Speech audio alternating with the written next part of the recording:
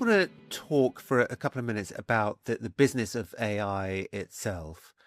Um, so I mean, we can talk about OpenAI, but really as an example of the knowns and the unknowns about how this business will play out. So Sam Altman says that, or he said at some point, that in the future, intelligence will be a utility like electricity and water, which sounds amazing. But then you think, well, the water and That's not a electricity great companies, business. yeah. So yeah, what does that make you think about the Frontier Labs and the infrastructure that they're So, building? I mean, there's one comment kind of calling back to our previous point and then going forward. One of them is like, I think be careful of argument by authority, because which authority are we talking about? It's kind of like, you watch Question Time and you see a heart surgeon saying, well, I'm a doctor. And you think, okay, I'm interested. I will defer absolutely to your opinion about heart surgery. I'm not particularly interested in your opinion on pensions, even for doctors, let alone your opinion on the capital structure of funding hospital construction. Okay, just because you're a doctor doesn't mean you're actually a good expert on the right way to fund hospital construction, or even the right concentration of hospitals or primary care. And so the same thing here. Okay, Sam Altman spends a lot of time looking at people who are at the frontier of AI. Fine, I'm interested in his opinion on where the models are going to go. I have much less interest in his opinion on what this does to employment, because at that point he doesn't know any more than you or me, and probably knows less than people who've spent 30 years looking at how technology tends to affect employment. So then kind of going forward here, look, we're at the point of kind of the beginning of the S-curve, where it's not clear. This is all incredibly exciting. Most of it doesn't work, or doesn't work the way it's going to work. The people who are using it and know about it are amazed and excited and using it all the time. But the shape that it will take when billions of people use this every day will be different. That was true of PCs in the early 80s. It was true of mobile in the mid-90s, of the internet in the mid-90s, mobile in the mid-2000s, early 2000s. All the stuff that people need, the ways that we will use this, doesn't exist yet, hasn't been built yet. Maybe the stuff that's being built now won't end up being the stuff that ends up using it. And so that's kind of a first point. I think the second point is, look, what's going on at the moment is we have this enormous supply crunch, demand crunch, around compute to run agentic coding, where suddenly this started working and people are using 10x, 100x times more compute than they were at the beginning of this year, because you ask the agent to do stuff and it sits and churns away for 2 or 3 hours and comes back pop with something that would have taken you all week, and then you have to fix it. But fine, it's still incredibly useful, which is why Anthropic is now at a run rate of close to $50 billion, annualized run rate of $50 billion or so. Like, people are really, really willing to buy this stuff. It's really, really, really useful. People are buying it right now to do software. Then there's a question of, well, what's the economic model for that? And I suppose the way that I would think about this is on the one hand, you can do a kind of a bottom-up analysis of, well, how many chips are going to get deployed and how many developers are there, and what do we think about the TAM for agentic coding, and what's the ROI, and you can kind of build a model for like how many tokens need to get produced and how many chips is that and how much money is that, and you can build your three-year model, and then you can say, well, supply and demand will look like this, and this is like self-delusional. Because it's kind of like trying to predict, again, I'm using this phrase again, this is like trying to predict broadband use in the late 90s. So you can kind of reimagine what the rows in the spreadsheet are going to be. Well, there's this many people online, and this is the growth rate, and this is the average usage per user, and this is what it's doing. And then maybe people will do video, and then what would the video be? And you can kind of draw a chart, but you have no idea what any of those multiples are actually going to look like. You've got multiple orders of magnitude variance in reasonable assumptions about how that's going to grow.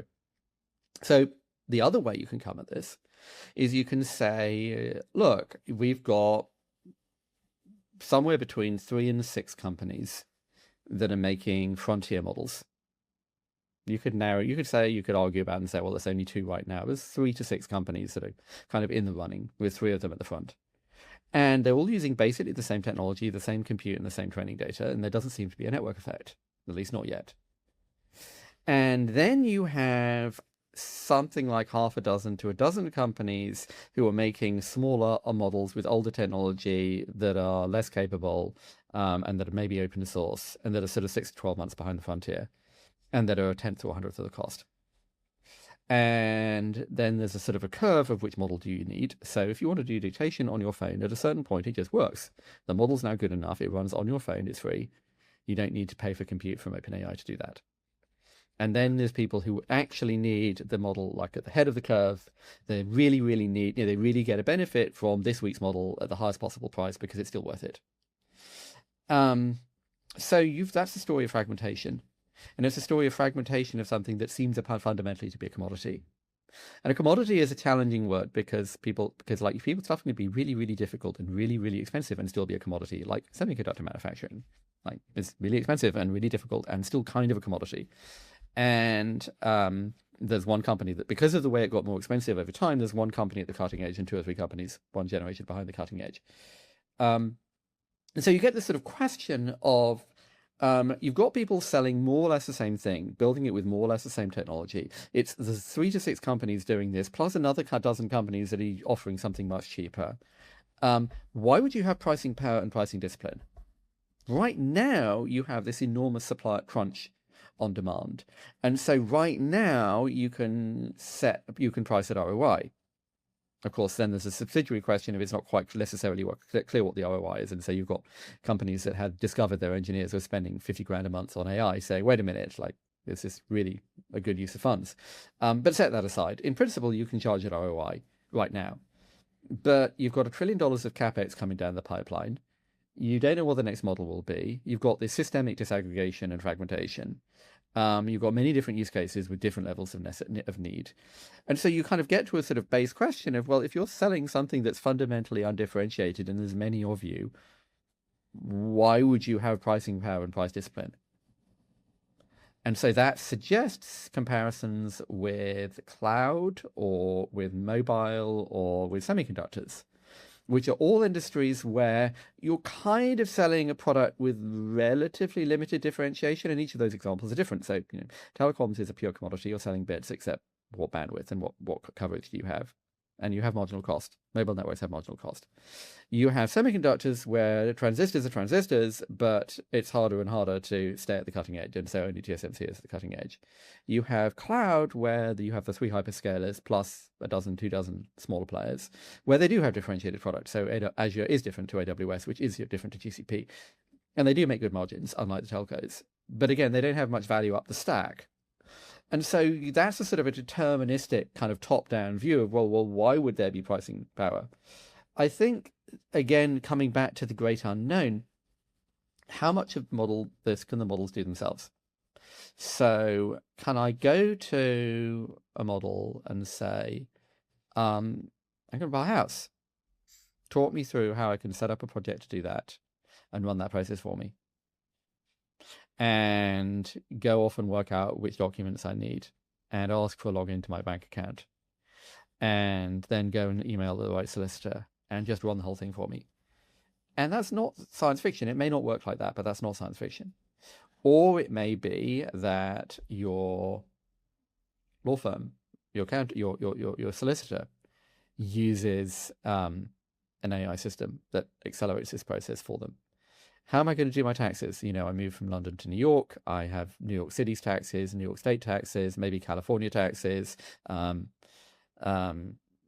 sorts of other stuff going on, property taxes, federal income tax. Do my taxes for me.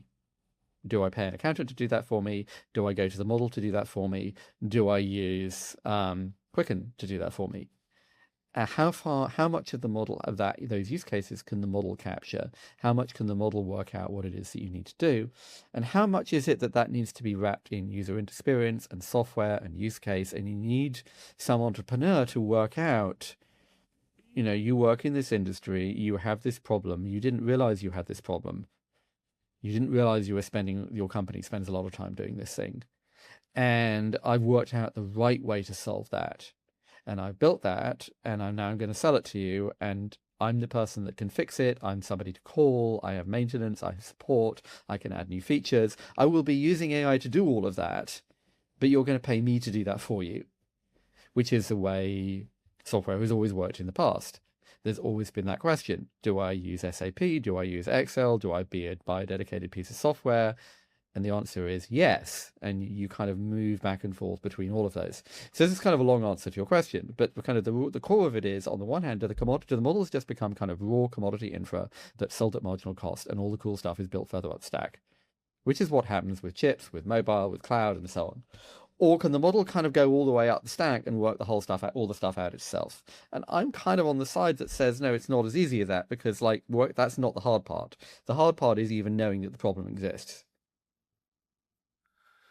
Wow. Yeah. So, well, no, can you just elucidate that last bit when you say knowing that the problem exists? So, most enterprise software companies, most software is something that wouldn't have occurred to you to create, and that kind of looked dumb to you when it first appeared. Yeah. And they show it to you, and you go, well, I don't need that. And so let me give you kind of a tangible example. So the company I looked at when I was at A16Z called Frame.io. And so what Frame.io does is, imagine you're working on a piece of video inside a company, like you're making a brand video or an interview with the CEO or a commercial or a music video or something. You've got this piece of video and so there were like the half dozen or so people who are doing the sound and the coloring and the editing and the grading and all the bits, the actual like tasks. And then there's like 20 other people who need to see it. And have touch it and have opinions, and there's versions and drafts and comments. And so there is a private YouTube link or a private Vimeo link, or maybe a Google Drive, or maybe there's a hard disk getting FedExed around. And then there's an email thread chain. And then there's a Google Sheet with rows and time codes. And so somebody's written, at this time do this.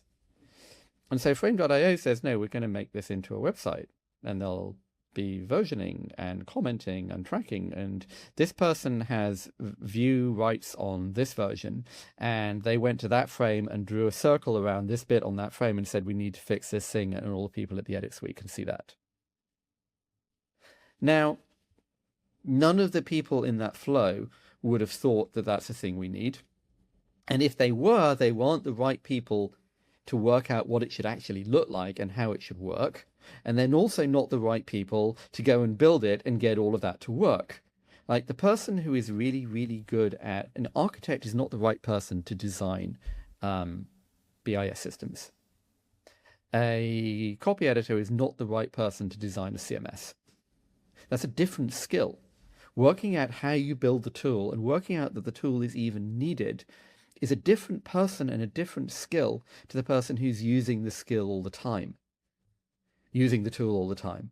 And so the idea that like everyone will just kind of build their own tools, again, like that's not how anything works. That's not how any tool ever got created in the past. And there's always a sort of fuzzy ground in the middle. So every big company has got, there's a department that runs on a 5 meg Excel file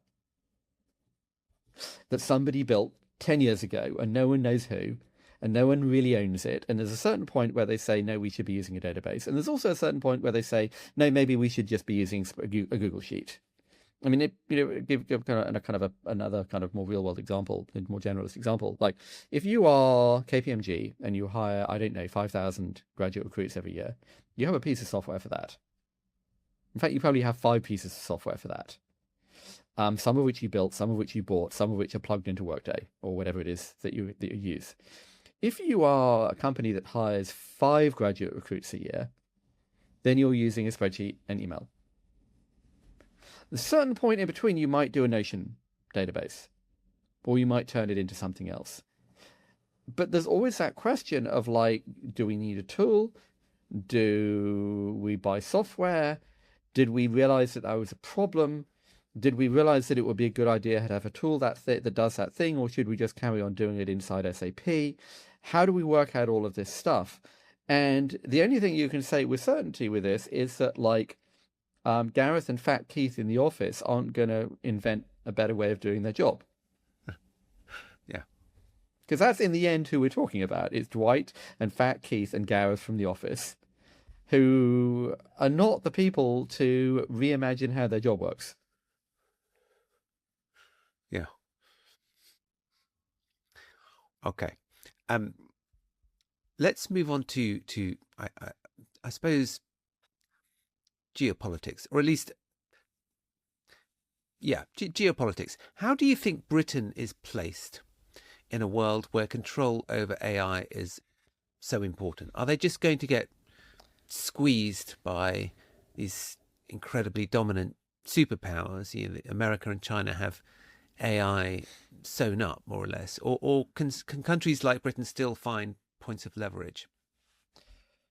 Well, this has obviously become very topical in the last week with this sort of fuss over Anthropic and the US government deciding to put export controls on Anthropic, which some of us are old enough to remember the export controls on encryption in web browsers, or indeed there was an Apple Power Mac in the mid-90s that came under export controls because the compute passed some threshold and Apple ran a TV ad with their Power Mac and a bunch of tanks around it protecting it because it was so powerful that foreigners couldn't be allowed to use it. The weird thing is some of the founders of Anthropic are foreigners, like Jack Clark is British.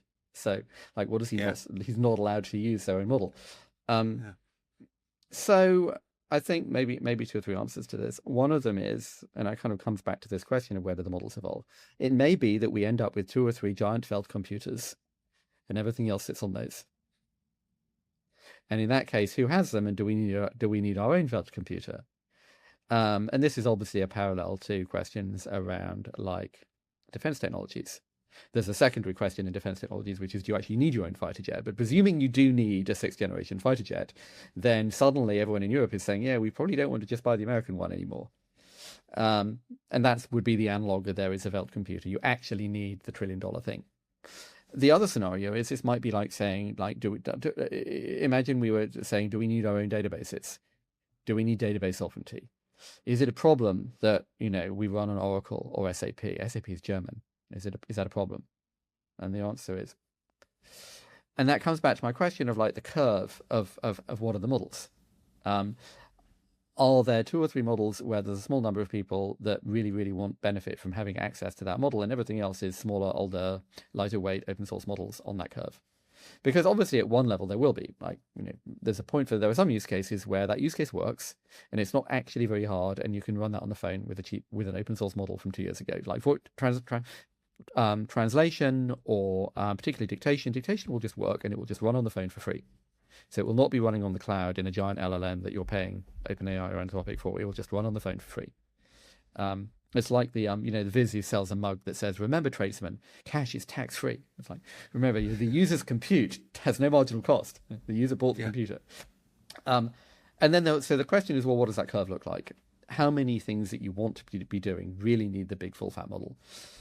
The second question is, I think, you can kind of get distracted by the costs, the capex costs here, because so much of that is going on to serving an enormous number of users. If you want to, if you want to just go and build your own foundation model, that's billions of dollars. It's not hundreds of billions of dollars. So there is that question, like, do you decide we're going to go out and build a model lab? Now, then you get into, as the UK government, you get into all these sorts of entertaining questions, which is, what do you think you get paid if you work at Anthropic? What do you think you get paid if you work at any of these companies? And I'll tell you what, it's a lot more than the Prime Minister, which is also a point that the Prime Minister should be paid a lot more. But, are you going to make a decision as a sort of strategic asset that you're going to be like, what was it? Nye Bevin came back from meeting the US government in the late 40s, and they basically told him, no, we're not going to let you have a nuclear weapon, ha, ha, ha. And he came back and said, we've got to have one of these things with a Union Jack on top, because I'm not going to let any British Prime Minister get talked to like that. So there is that question of, does a frontier model become this big expensive thing, and there's not very many of them, and you have to have one, and it's kind of like nuclear weapons, so you've got to have one if you're a serious power, or is it like databases, and that becomes a meaningless question? And my suspicion is it's more the latter, but again, there is this fundamental unknown if we don't know how much better the models will get. Yeah. Are there particular areas where you think Britain does have some kind of advantage? Well, so the UK is probably the sort of the second or third cluster outside of Silicon Valley, and one should make the point here: it's not America, it's that Silicon Valley is the global cluster for making software. And then there's other places, and that's New York, London, a lot of scattering across Europe, it's China. But it's not like Britain isn't present. There's DeepMind, there are all these great universities. It's a harder place. It's always hard to build stuff outside the cluster. And it's hard to build particularly commercial products in a smaller market, which is also the problem in Europe. That particularly for consumer, you're selling to a much smaller number of people than you would be selling to in the USA. But that doesn't mean you can't go out and build things. Yeah. Okay, I just want to finish by asking about you and your intellectual influences. You have, it seems to me, you have got a distinctively British or English style, intellectual style, speaking style, writing style, in a field that's dominated by Americans. I mean, most tech, prominent tech analysts and commentators are American. Would you do you see that yourself, and do you kind of think consciously in that way? And what would you say your influences are? I don't know. I mean, I'm old enough that everybody has become individual. And I think about different things. I'm interested in different things. I write about different things in different ways. I think there's maybe two answers to this.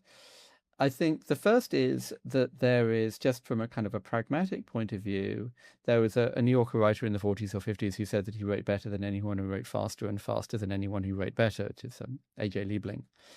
And so there's sort of an intersection here of there are people at Goldman's and JP Morgan and Morgan Stanley who understand many of the things that I write about much better and in much greater depth than I do. But they're writing for a specific public markets investing audience. They're subject to compliance. They're writing for a particular kind of customer that wants a particular kind of advice and is looking at kind of different questions to me. They're also not writing in public. So, you don't get to see what the Goldman's or Morgan Stanley people are saying about SpaceX. And then also, of course, the question of what they can say in public versus what they might think.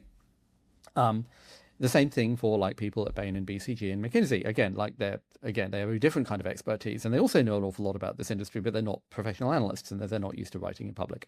And then there's journalists, and then there are kind of people who from the tech industry, and so there's always this sort of intersection of everybody has a different kind of combination of skills and access and audience and way of thinking about things. And I sit in a certain place or other. There are many more people writing in public now than there were writing 10 years ago or 15 years ago as well. So that's been another change. So maybe that's one answer. I think the second answer is that Silicon Valley is a long way from anywhere.